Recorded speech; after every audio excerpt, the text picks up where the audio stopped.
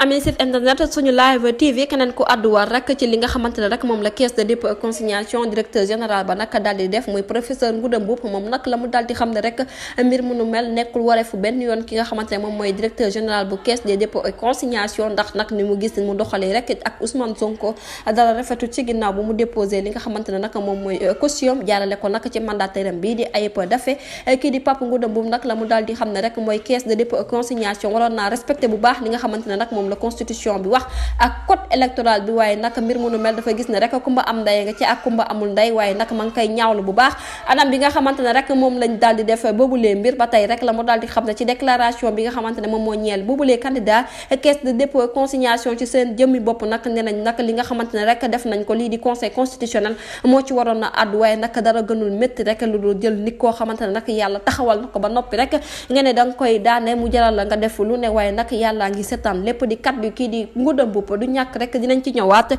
ci yeneen i jotaay xabaar jërë ngeen jëf ci teewlu bi bu leen fàttee abonné bés cloche de notification ngi amaa yeneen info